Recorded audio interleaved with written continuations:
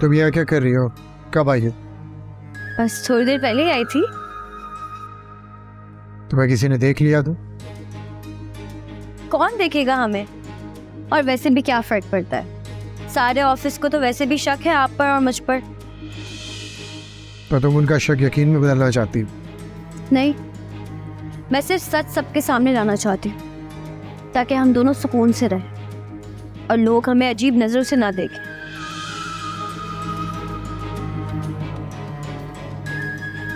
हम दोनों जायज रिश्ते में बंधे हुए हैं जुबैर।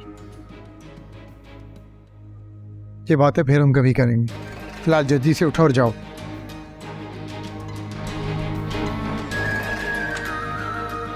आज सीट से उठाए, कल जिंदगी से निकाल देंगे। क्या हो गया तुम्हें? कैसी बातें कर रही हो? अगर यहाँ तुम्हें बिल्किस से बैठे हुए देख लिया तो हंगामा खड़ा कर देगी। ठीक है, सीट पर नहीं बैठने देगी ना, लेकिन दिल में तो मैं ही हूं ना। हूं ना? हाँ हो, तुम भी हो।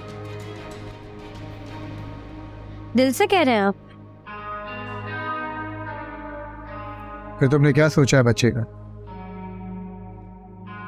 जुबैर, मुझे अपनी पहचान हर कीमत पर चाहिए। मैं आपकी बीवी हूं, इस बात से तो आप इनकार नहीं कर सकते ना। तो फिर ये बात जमाने को भी पता होनी चाहिए ताकि वो हमारे रिश्ते को इज्जत दे, एहतराम दे। इतनी जल्दी मत करो, ये शादी डिस्क्लोज कर रहे। वक्त आने पे बता दूं, 1000 बार ये बात कह चुका हूं मैं तुम्हें। जुबैर, मैं आपकी बीवी हूँ, शादी की है आपने मुझसे, हक है ये मेरा। तो मैं इस बात से कब इनकार कर रहा हूँ कि तुम मेरी बीवी नहीं हो? अगर इनकार नहीं करे तो छुपाने का क्या मकसद है आपका? मैं 10 बार तुम्हें अपनी मजबूरी बता चुका हूँ, लेकिन तुम फिर भी यही बात करती हो।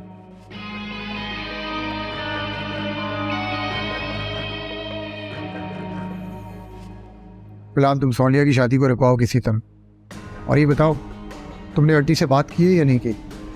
हाँ, की थी मैंने अम्मी से बात। वो सोनिया के रिश्ते से इनकार कर देंगी, लेकिन सिर्फ तब तक जब तक हमारी शादी डिस्क्लोज नहीं हो जाती।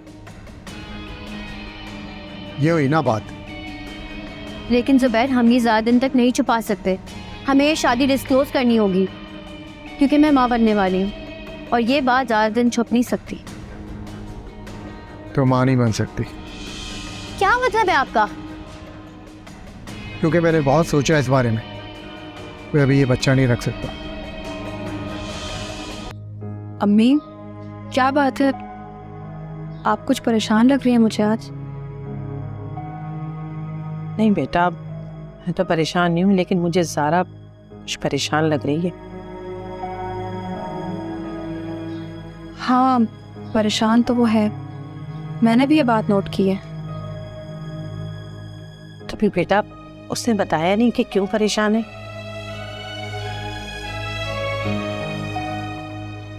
पूछा था मैंने, पर कुछ नहीं बताया, और रात भी बड़ी अजीब अजीब सी बातें कर रही थी।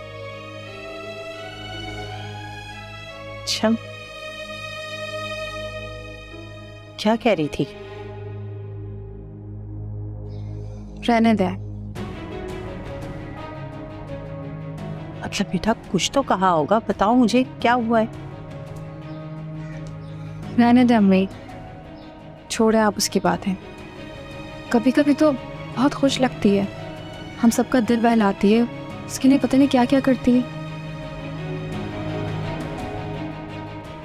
और कभी एकदम से चुप हो जाती है, जैसे कोई बहुत बड़ा गम दिल में छुपाए बैठी है। लेकिन बेटा, हम तो बांटने से हल्के होते हैं ना, और किसी भी इंसान का दिल इतना बड़ा नहीं होता कि इतने गमों का बोझ उठा सके।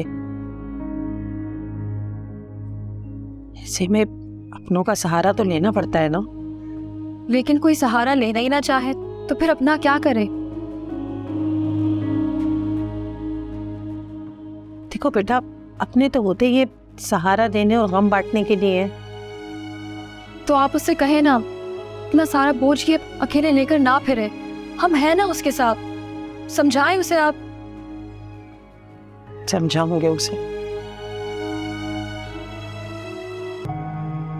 पता नहीं, अगर अम्मी ने ऐसा कहा है तो उन्हीं को पता होगा। क्या बात है ज़ारा, सब ठीक है ना? स्वालिया ने फैसला तो नहीं बदल दिया है?